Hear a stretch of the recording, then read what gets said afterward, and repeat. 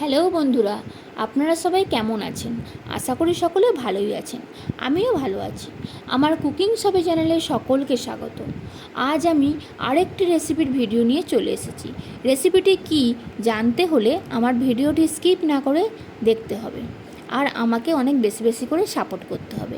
আর যারা যারা আমার চ্যানেলটি এখনও পর্যন্ত সাবস্ক্রাইব করোনি অথচ ফলো আপ করছো, তাদের সকলের কাছে রিকোয়েস্ট রইল চ্যানেলটি লাইক, সাবস্ক্রাইব আর শেয়ার করার জন্য। তো আজকে রেসিপিটির নাম বলেই দিই, রেসিপিটি হলো বিহারি মাটন কষা।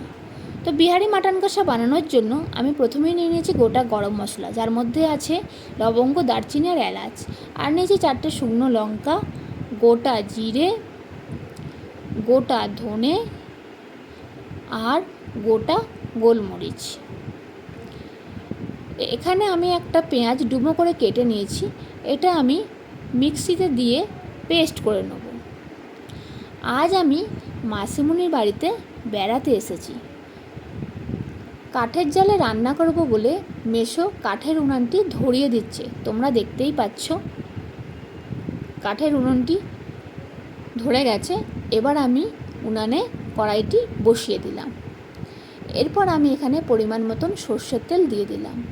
এরপর ফোড়নে আমি অ্যাড করছি তেজপাতা আর গোটা গরম মশলা, আর স্পেশালি একটা গোটা রসুন। রসুনটা দিলে কি হয়, ফ্লেভারটা খুব ভালো আসে। এরপর কেটে রাখা পেঁয়াজগুলো আমি সব দিয়ে দিলাম। দেওয়ার পরে ভালোভাবে ফ্রাই করতে হবে, দেখবেন ওই একটি ব্রাউন কালার আসবে। এরপর পেস্ট করে রাখা পেঁয়াজটাও আমি দিয়ে দিলাম। দেওয়ার পরে ভালোভাবে আমি ফ্রাই করব। কাঠের জালে রান্নার আমার ফার্স্ট এক্সপিরিয়েন্স, বেশ ভালোই লাগছে রান্না করতে, তোমরাও দেখতে থাকো। এরপর আমি রসুন বাটা অ্যাড করলাম। অ্যাড করার পরে ভালোভাবে কষিয়ে নেব। এরপর আমি আদা বাটা অ্যাড করলাম। আদা বাটা দেওয়ার পরেও ভালোভাবে আমি কষিয়ে নেব।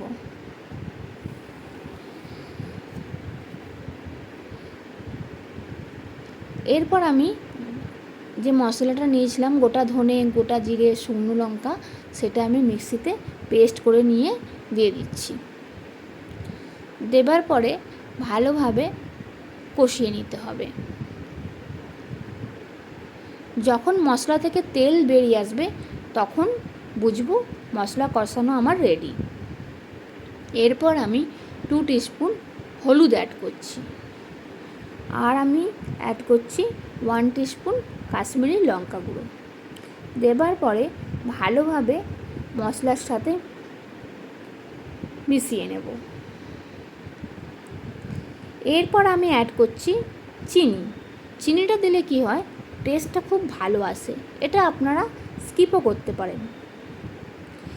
এরপর আমি টুকরো করে টমেটোগুলো যে কেটে রেখেছিলাম সেটা আমি দিয়ে দিলাম। দেবার পরে সর্বশেষ আমি অ্যাড করছি 1 কেজি মাটন। মাটনটা দেবার পরে মশলার সাথে ভালোভাবে মিশিয়ে নিয়ে কষাতে হবে। তো দেখতেই পাচ্ছ আমি রান্নাটা করছি আর মাটনটা ভালোভাবে মশলার সাথে নিয়ে কষাচ্ছি। এরপর একটুখানি জল অ্যাড করলাম, যেহেতু কাঠের জালে অনেক জোরে আর কি আগুনটা বেরোচ্ছে, যাতে তলায় না লেগে যায়, সেই জন্য আমি জল অ্যাড করলাম।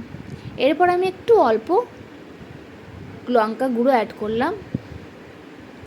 অ্যাড করার পরে আমি সর্বশেষ অ্যাড করছি জল ঝরানো টক দই, যেটা আমি কিছুক্ষণ আগে জলটা ঝরিয়ে রেখেছিলাম। তো দেখতেই পাচ্ছ একটা আলাদা কালার চলে এসেছে অলরেডি। এরপর আমি পেঁপের যে খোসা হয় সেটা আমি জিরি জিরি করে কেটে রেখেছিলাম, সেটাই আমি দিয়ে দিলাম। এটা দিলে কি হয়, মাটনটা খুব তাড়াতাড়ি আর কি সিদ্ধ হয়। এরপর আমার কষানো রেডি। এরপর আমি জল অ্যাড করে দিলাম। জল অ্যাড করার পরে ভালোভাবে মাটনগুলো জলের মধ্যে ডুবিয়ে দিতে হবে, যাতে মাটনগুলো সিদ্ধ হয়ে যায়। তো দেখতেই পাচ্ছ একটা আলাদা রকম কালার চলে এসেছে।